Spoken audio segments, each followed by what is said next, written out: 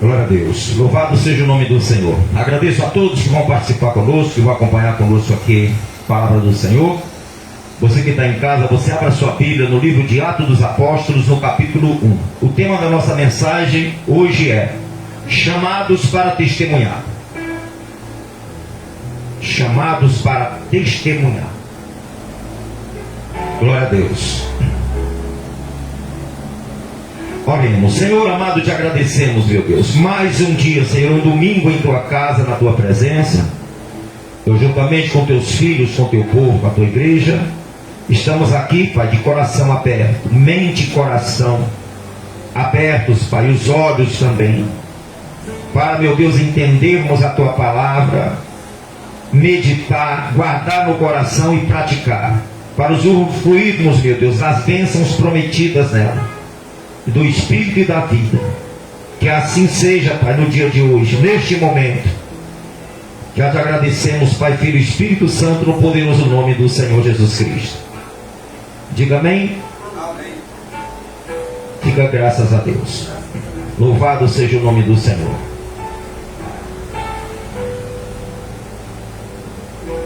Então, vamos lá. Atos dos Apóstolos, no capítulo 1. Como nós já falamos, o tema da mensagem é chamados para testemunhar. Toda reunião aqui que nós temos tem uma mensagem, tem um título, tema, para você se localizar e você saber o que você absorveu em cada reunião, o que você aprendeu em cada reunião, o que você ouviu, aprendeu e vai praticar em nome de Jesus, amém? Para praticar.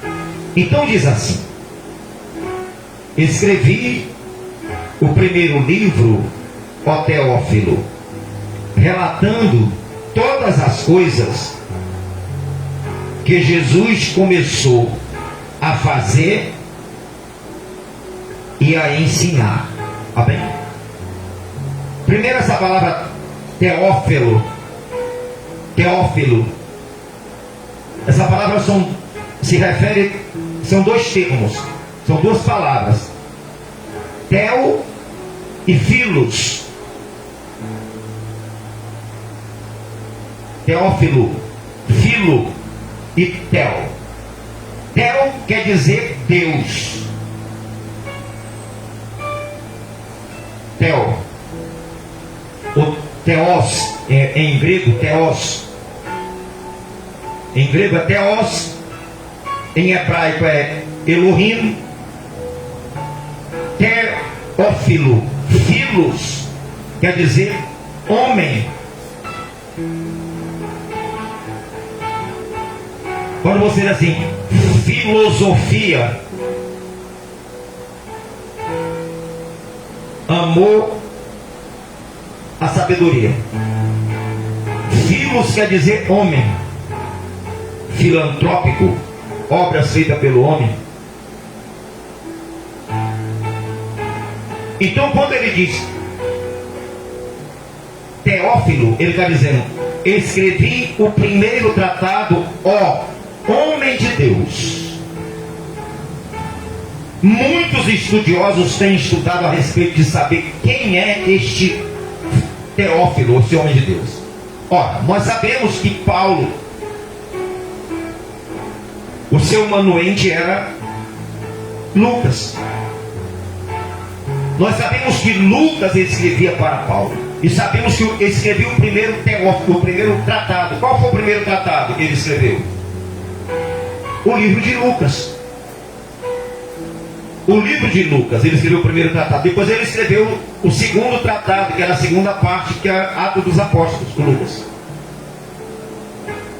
E estes livros, pessoal, eles são um dos livros mais que se aproximam mais da cronologia e da realidade que aconteceu, porque são livros que realmente eles foram escritos por uma pessoa formada, por uma pessoa que sabia o que era pesquisar. Um doutor, ele sabe o que é. Ele era um médico, ele era um médico grego, Lucas. Então ele era uma pessoa muito culta, doutor Lucas. Então, para escrever e saber das coisas, de escrita, de livro, dessas coisas de pesquisas, ele era grego, era com ele mesmo. E os gregos, eles não escreviam de coisas mais não, porque eles já tinham abandonado esse negócio de deuses, de superstição. Eles estavam mergulhados na filosofia mesmo, que é aquilo e na ciência. Pesquisar para ver se era verdade mesmo. E o Lucas, ele fez essa pesquisa, ele fez uma pesquisa. Ele não escreveu por aquilo que ele não. Ele foi lá e procurou as pessoas que foram testemunhas o quê? Oculares. Os dois livros dele ele escreveu. E primeiro e segundo, o de Atos. O de Atos ele escreveu coisas que ele estava vendo realmente, que Paulo fazia, que Paulo fez. Os apóstolos fizeram. Os outros foram testemunhos. Os outros ele viu pessoalmente as outras coisas que ele escreveu em Atos. Algumas coisas.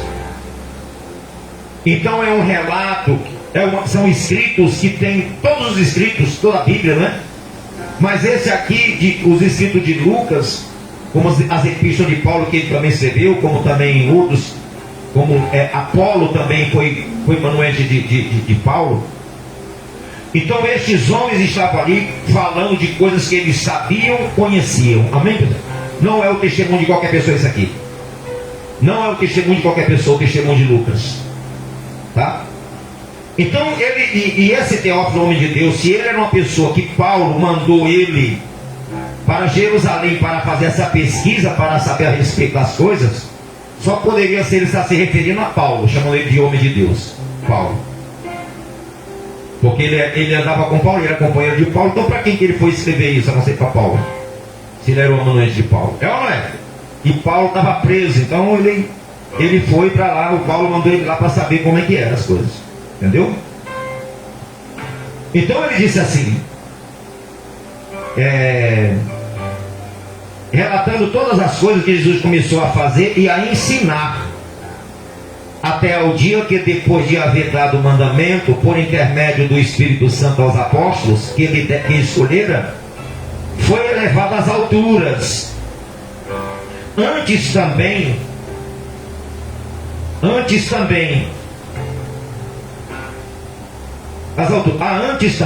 depois de ter padecido, se apresentou vivo, com muitas provas incontestáveis. Olha só como a veracidade e a firmeza dele. Muitas testemunhas, muitas provas incontestáveis. Por que eles são incontestáveis?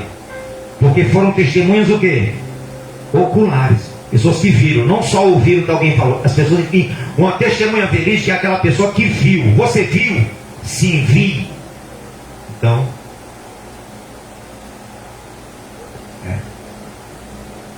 quando ele fala incontestáveis, é porque foram pessoas que viram, que estiveram presentes nesses eventos aqui com Jesus.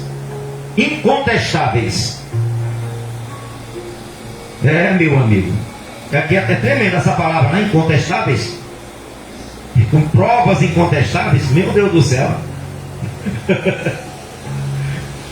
Aparecendo-lhes durante 40 dias e falando das coisas concernentes ao reino de quem?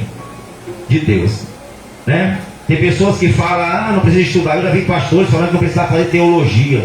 E meu Deus do céu, Jesus, que cego. É cego. Jesus, ele era o quê? Um mestre. Paulo, ele aprendeu com quem? Com o mestre, Gamaliel. Por que o Paulo escreveu tantas epístolas a respeito de todas as coisas? Porque Jesus escolheu ele. Por quê? Por que Deus escolheu Moisés? Porque Moisés, ele era um conhecedor e formado em todas as ciências. Então ele tinha conhecimento para ser um legislador e fazer leis para o povo, de acordo com o que Deus mandou. E por que Moisés foi assim como Moisés foi para o povo de Israel saindo do Egito, Paulo é para a igreja, para os gentios. O Paulo, o mestre, ele falou, doutor e mestre dos gentios. Paulo era um homem letrado, conhecedor das coisas, estudioso, estudou aos pés de Gamaliel para ser um rabino. O doutor da lei, o Paulo. Doutor e mestre. Doutor e mestre já está é pós-graduação já para frente. Pós-graduado.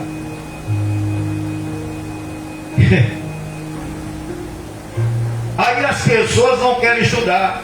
Por que a pessoa, para ser um médico, tem que estudar, para ser um advogado tem que estudar? E por que para ser um pastor, um líder de igreja, não é para se estudar? Por que não? Tem que conhecer as coisas. Tem que conhecer das coisas do reino de Deus e das coisas do céu. Então, quando ele falou 40 dias falando das coisas do reino de Deus, os discípulos tiveram um curso, hoje em dia um curso de teologia de 4, 5 anos, dependendo da faculdade. 4, 5 anos. Eles fizeram um avançado em 3 anos. Por quê? Porque o deles foi o curso que eles fizeram com o Mestre Jesus foi teórico e prático ao mesmo tempo. O estágio geralmente 6 meses, um ano, 6 meses, no máximo 6 meses no estágio. Eles não, eles tiveram o estágio dele foi a prática foi durante 3 anos mesmo, a formação deles. E eles não se formaram com qualquer um, não. Eles se formaram com o mestre dos mestres, com Deus. Foi o teólogo depois de Deus, é Jesus. Ensinando para eles a respeito das coisas de Deus, da lei, da palavra. E depois eles fizeram uma pós-graduação de 40 dias. Ainda tiveram uma pós de 40 dias depois que Jesus ressuscitou. Olha só, que é mais avançado do que Jesus estava em carne, que Jesus já estava em corpo ressurreto. Já é um grau que? Já é um grau acima das coisas do reino que muitos não estão escritos aqui, que ele falou para eles. Só para eles, 40 dias falando das coisas do reino de Deus, um intensivão. 40 dias, uma pós-graduação. E as pessoas às vezes pensam que não precisa estudar. Para você pregar, você pode ler a Bíblia, você pode não ser formado, você pode evangelizar, você pode pregar. Mas para você dirigir alguma coisa de Deus à igreja, você tem que estudar. Porque os apóstolos estudaram com o doutor dos doutores, com o mestre dos mestres, com o Senhor dos senhores. Jesus fez questão de ficar com ele 40 dias e 40 noites, comendo, bebendo e ensinando a respeito das coisas do reino de Deus. Que era o que ia acontecer depois do dia de Pentecostes. O reino de Deus se estabelecido. Né? Então ele disse assim mais, não é? Comendo com eles, determinou-lhes que não... É aqui mesmo? É, né? O reino de Deus, isso. Agora no versículo 4. E comendo com eles, determinou-lhes que não se ausentassem de Jerusalém, mas que esperassem a promessa do Pai, a qual disse ele: de mim ouvistes. Porque João, na verdade, batizou com água, mas vós sereis batizados com o Espírito Santo não muitos dias depois destes. Os apóstolos, 3 anos passaram com Jesus, expulsando o demônio, curando enfermo, estudando, aprendendo, mas 40 dias vocês não estão capacitados ainda. Vocês precisam de poder. Vocês precisam ser batizados com o Espírito Santo. Agora eu estou com vocês, estão na minha presença, mas vocês, quando eu subir, você não precisa. Vocês não têm condição de irem sozinhos. Vocês precisam da companhia de alguém, vocês precisam estar revestidos de poder, porque senão Satanás não vai respeitar vocês.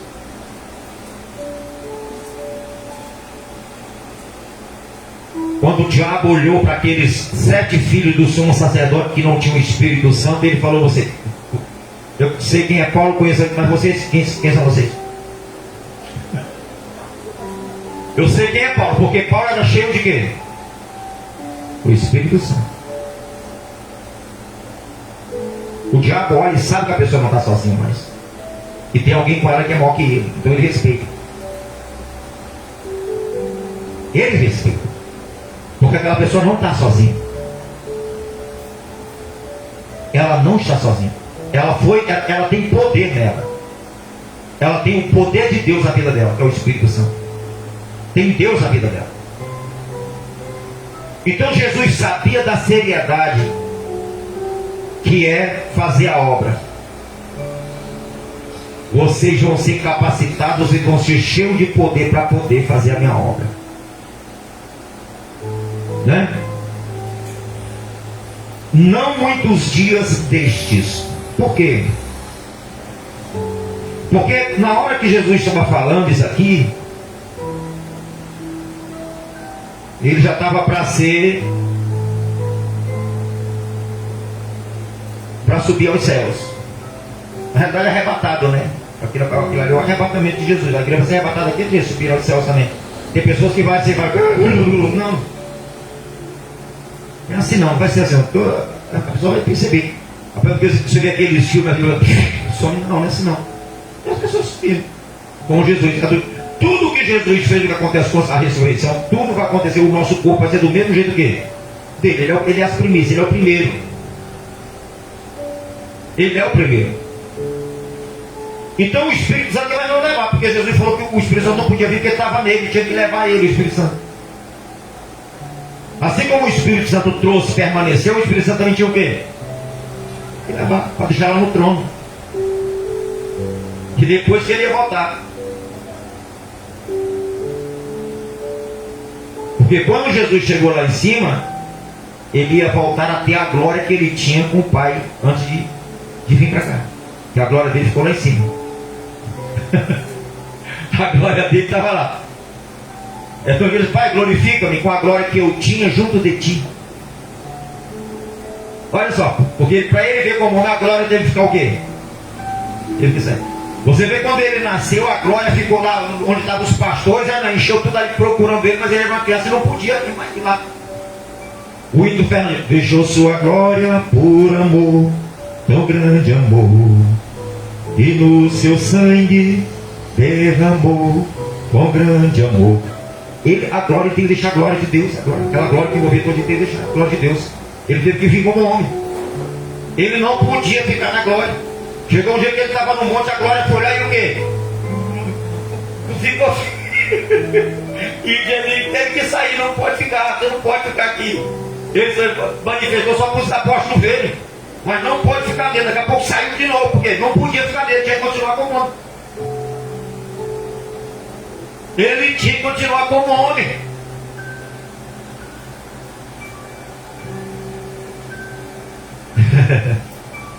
Você já pensou, pessoal? A glória dele não saber viver sem ele, ficar procurando, mesmo sabendo que ele está aqui, ficar procurando ele, querendo estar com ele de qualquer jeito, meu irmão. Teve uma oportunidade no monte quando não tinha ninguém, os apóstolos estavam dormindo e a glória foi lá e o quê? Eu vou aproveitar que eles estão dormindo, se apossou dele. E ele, glorioso, o rosto resplandeceu e a glória lá, não tem ninguém aqui. Daqui a pouco quando os apóstolos acordaram, aí a glória é o quê? Tá bom, sai de novo. Meu irmão, é tremendo isso. É tremendo isso mesmo. É tremendo isso. Meu Deus. Aleluia, Jesus. Versículo 6. Então, os que estavam reunidos lhe perguntaram: Senhor, será este o tempo em que restaures o reino a Israel? Estava vendo uma reportagem esses dias. Tem cidade, bairros em Israel que são separados dos israelitas, alguns israelenses. Bairros ortodoxos. Assim como nos dias de Jesus e nos dias de João Batista. Tinha um povo que eles viviam no deserto, esse povo. Porque eles não se misturavam com o povo de Israel, que vivia em Israel. Eles não se misturavam.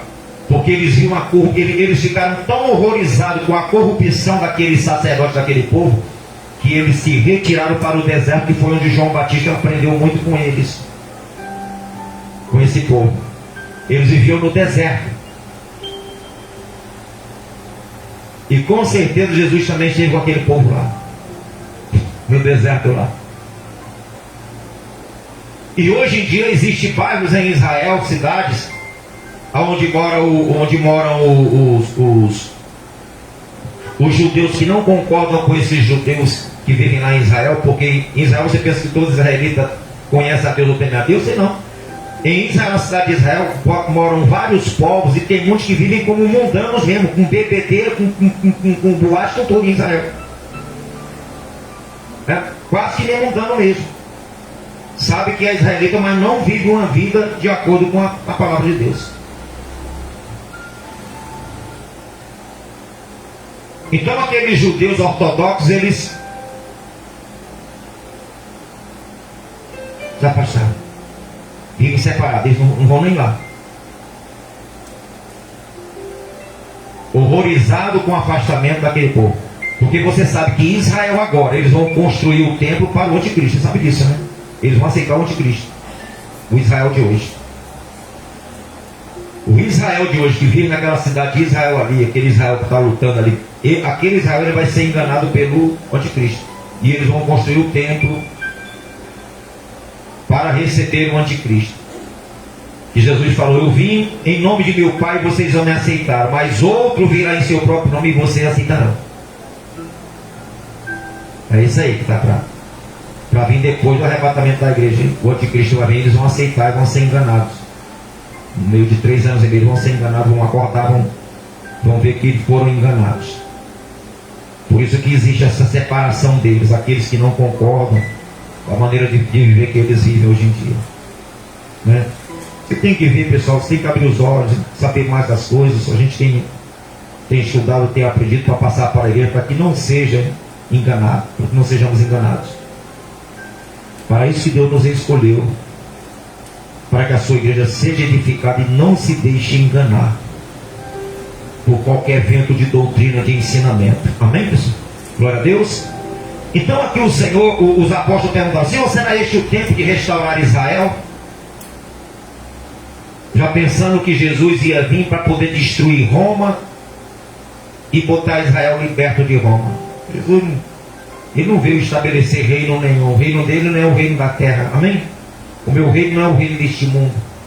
Ele veio estabelecer o reino dele dentro de cada um daqueles que o aceitam como Senhor e Salvador. Amém, pessoal? O reino dele, por enquanto, vai ser o reino invisível dentro de nós. O reino dele visível só vai ser no reino milenar. Mas os reinos que tem hoje em dia visíveis aí são reinos do mundo. Reinos do mundo, né? Respondeu-lhes, né, o Senhor no versículo 7: não vos compete conhecer tempos ou épocas que o Pai reservou pela sua própria exclusiva autoridade, mas recebereis o que? Poder ao descer sobre vós o Espírito Santo, e sereis o que? As minhas testemunhas. O propósito de Deus nos batizar com o Espírito Santo, com o poder, é para que nós venhamos testemunhar de quem? Dele. Testemunhar dele. Jesus está vivo. Jesus ressuscitou. Jesus vai voltar. Jesus é o único que pode te salvar. Jesus é o único Senhor. Somente através do sangue dele é que os nossos pecados podem ser anulados. Jesus mudou minha vida. Eu era assim, agora eu sou assim. Você tem que testemunhar da tua vida. Não existe um testemunho mais poderoso do que o teu testemunho pessoal.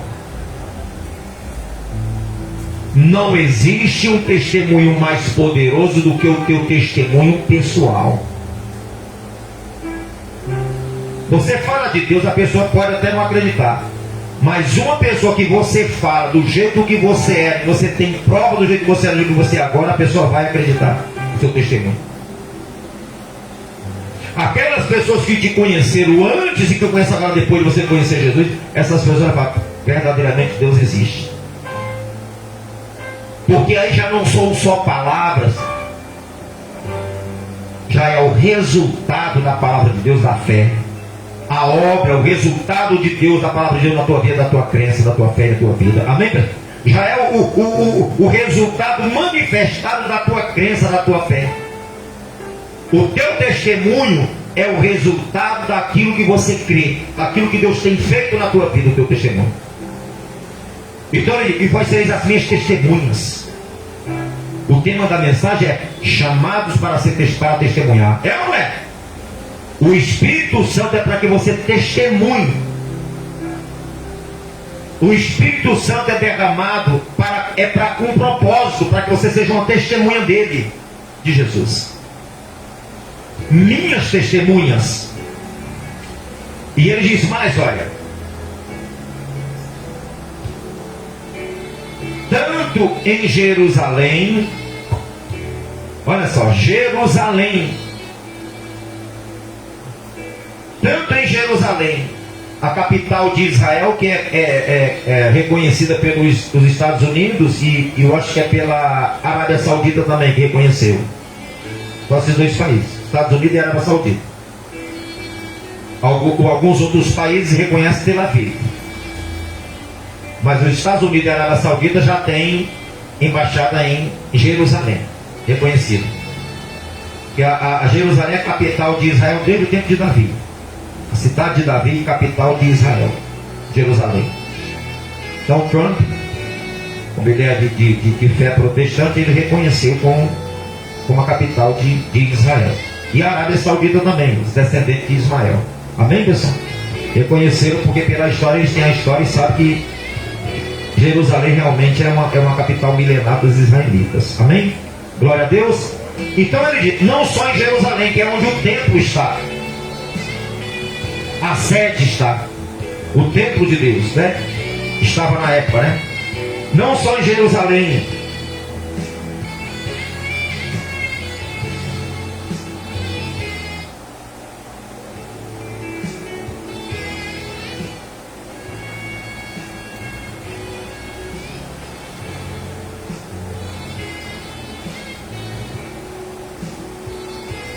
como em toda a Judéia. Olha só. E em Samaria, né? Nós costumamos dizer que Jerusalém é o templo, o lugar do templo, onde anualmente todos os israelitas iam, de todas as nações. Judéia, nós podemos dizer que era a casa, o lugar onde os apóstolos moravam, que é o seu lugar de você morar, onde você mora, né? O lugar onde você mora.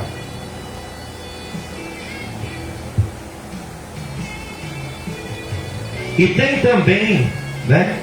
Nós podemos dizer como a igreja aqui e a nossa casa, onde nós moramos. Nós temos que testemunhar na igreja e o quê? E em casa. Tanto em Jerusalém como na Judéia. Vocês têm que testemunhar tanto aqui em Jerusalém, no templo, na festa, na comunhão aqui, na igreja, como também na tua casa, hein? Na Judéia, onde vocês moram. Vocês têm que testemunhar também lá. E ele diz mais assim, olha. E em Samaria. Samaria era o quê? Os vizinhos. Os vizinhos de Israel. Samaria. Samaria eram os samaritanos, eles eram o quê? Odiados pelos israelitas, porque era um povo misturado, um povo misto. Quando vieram da Babilônia lá, misturaram tudo ali, tentaram separar, mas mesmo assim ficou povo misto. Então eles não reconheciam como israelitas Samaria. E Samaria também era a capital do reino do norte. A capital de Israel era lá. Em Jerusalém era a capital de Judá, o reino do sul, e Samaria, onde adoraram o bezerro. Por isso que os israelitas, os judeus na realidade, eles não gostavam do diabo, porque idolatria é tremenda lá em os samaritanos. E eles não falaram com Jesus? Ué, não temos razão em dizer que ele é samaritano e tem demônio? Olha, ele chamava os samaritanos de quê? Endemoniados. Olha a fama dos samaritanos. E eram judeus também mistos. Mistos ou mestiços, né? Podemos falar assim, né? De povos. Os samaritanos. Por isso que eles eram odiados. Eu não achava que os samaritanos tinham sangue legítimo judeu, porque tinham mães e pais de outras nações, gentios. Por isso que eles detestavam. Mas Jesus está falando aqui, vocês vão dar testemunho de mim na igreja, bom testemunho na igreja, bom testemunho na tua casa na Judéia, e bom testemunho para os teus vizinhos, os samaritanos, aqueles que ainda não têm Deus ainda. Para os samaritanos, para os gentios. E tem mais, isso aqui é os lugares mais certos que ele falou: igreja, casa e vizinhos. Ele vai acrescentar, olha, e até aos confins da terra. Está pensando que testemunhar de Jesus é só dentro aqui na Judéia aqui? Ou em casa? Ou só aqui em Jerusalém, aqui na igreja, no templo? É só no templo não. É no templo, na igreja, testemunhar dele, um bom testemunho na igreja.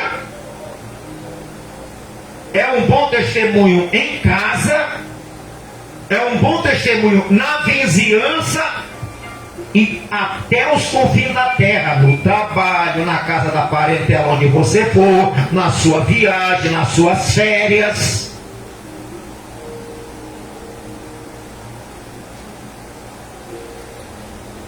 Se você tem o Espírito Santo e você só testemunha dentro da igreja, é uma coisa na igreja, outra coisa lá fora, você está se enganando a si mesmo, porque Deus não te capacitou só para ser aqui na igreja não. Deus te capacitou nesses lugares até o confim da terra.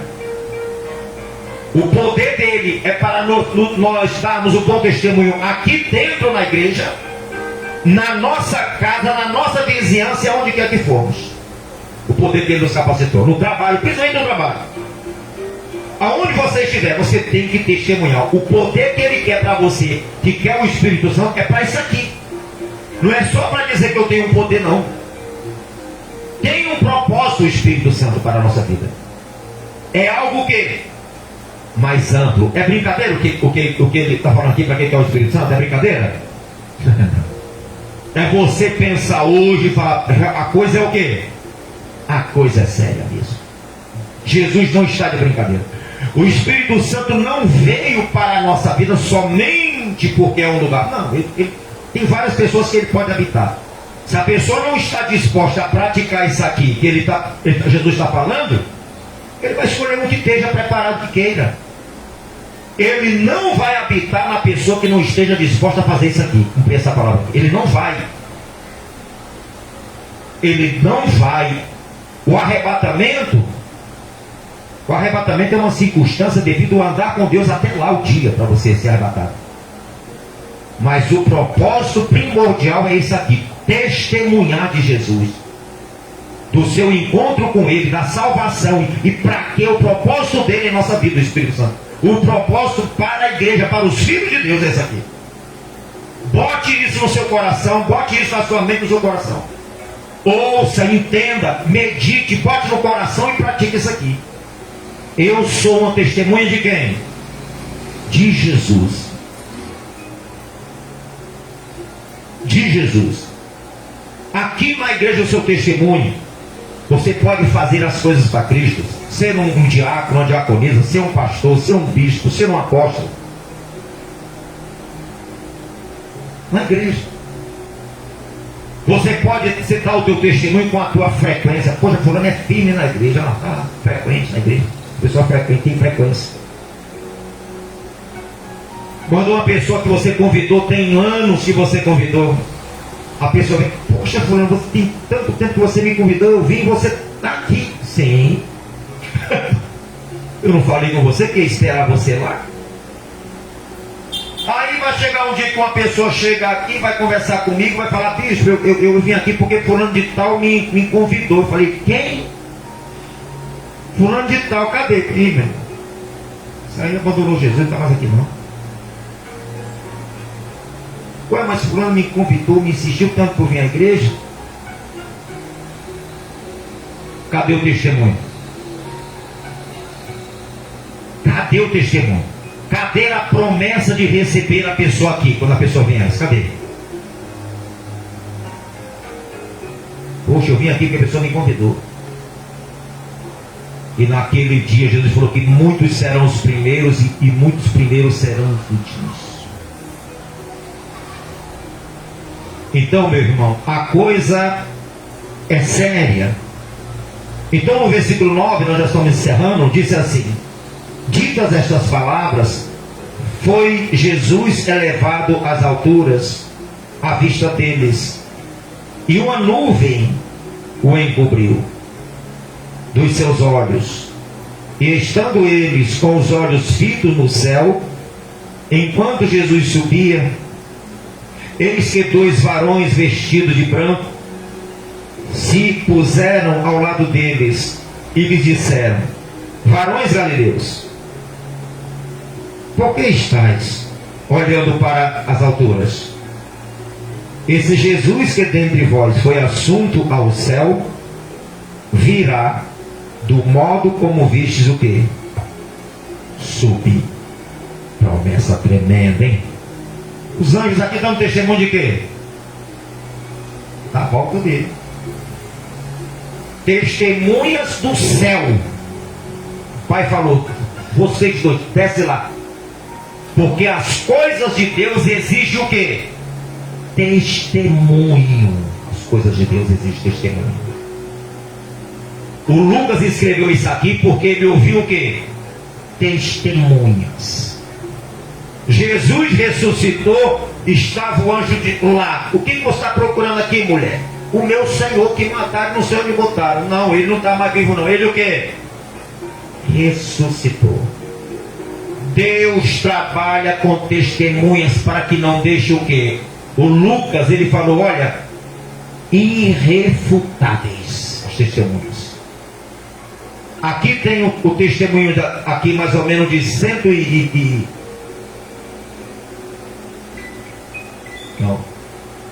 300 pessoas mais ou menos, 120 pessoas mais ou menos. Não, 120 era de Pentecostes, né? Era umas 300 pessoas. Mais ou menos. 500 pessoas, quer dizer, no dia que Jesus subiu. O testemunho de 500 pessoas. Com mais de 2 anos. Era mais ou menos 500 pessoas e mais ou menos. Era 500 pessoas. Por faixa de 500 pessoas. Que testemunharam a subida de Jesus. Então, o testemunho de pessoas que ele fala, vai ser as minhas testemunhas. E testemunha celestial também. Ele vai voltar da mesma forma que você também. Ele vai voltar. Ele vai voltar. Então, falando como o doutor Lucas, com isso que nós tivemos aqui de testemunhas, e para que ele nos escolheu, isso aqui é irrefutável, a palavra de Deus. A palavra de Deus é irrefutável. Nós refutamos com a apologética, nós refutamos as doutrinas de homens e dos demônios. Nós refutamos. Com apologética. Apologética quer dizer em defesa da fé cristã, fé evangélica. Refutar é anular. Anular a mentira. Mostrar que a verdade é outra coisa além daquilo que está sendo falado. Amém, pessoal? É refutar uma mentira. Com a palavra de quem? Com a palavra de Deus. Amém? Então hoje você olhe para você e diga: Deus me escolheu com propósito. Ele mesmo diz: não foste vós que escolheste a mim, pelo contrário, eu escolhi a vós outro para que vades e deis fruto, e o vosso fruto glorifique o vosso Pai que está onde? Deus nos escolheu com propósito. Deus não nos escolheu somente para salvar porque você é bonzinho, bonzinha, porque você é bonitinho, bonitinha, trabalhador, uma pessoa. Não. Ele escolheu para nós fazermos aquilo que Ele determinou na sua palavra. Testemunhar dele. Amém? Ser testemunha viva dele. Testemunha verdadeira. Fulano de tal é crente? É. Fulano é da igreja? É. E você declarar: sou testemunha de Jesus. Isso é poderoso em nossa vida. É ou não é, igreja? Você ser uma testemunha viva dele, você pode falar assim: conta comigo para testemunhar de ti por todos os dias da minha vida. É para testemunhar do Senhor. Amém, pessoal? A minha vida, eu vou testemunhar as maravilhas. Quando Davi disse assim: e falarei as tuas maravilhas, Senhor. Declarei as tuas maravilhas. É testemunhando o poder de Deus na nossa vida. Cada milagre que Ele quer fazer na sua vida, na minha vida, é para que nós venhamos o quê? Falar o quê? Das maravilhas. Quando Ele curou o cego, Ele falou: vai lá e fala para os teus familiares como o Senhor foi bom contigo, o que Ele fez na tua vida. Vai lá e fala. Você tem que falar. Aquilo que você vai fazer, está planejando os seus planos, não é muito bom você contar para todo mundo, não. Mas o que Deus fez na tua vida, você tem o quê? Você tem que testemunhar. Cada milagre que Deus vai fazer na tua vida, você precisa testemunhar. Deus me abençoou, Deus fez isso na minha vida. Testemunha do poder dele, porque foi para isso que Ele te escolheu, que Ele nos escolheu. Amém, pessoal? Glória a Deus. Louvado seja o nome do Senhor. Então você coloca a mão sobre o seu coração, fecha os seus olhos e fale com Deus que você vai honrar a escolha que Ele fez na tua vida para testemunhar dele, em nome de Jesus. Você que está em casa, que Deus te abençoe. Coloque-se na mão de Deus para que você venha testemunhar de Deus, do poder de Deus na tua vida, em nome de Jesus. Glória a Deus.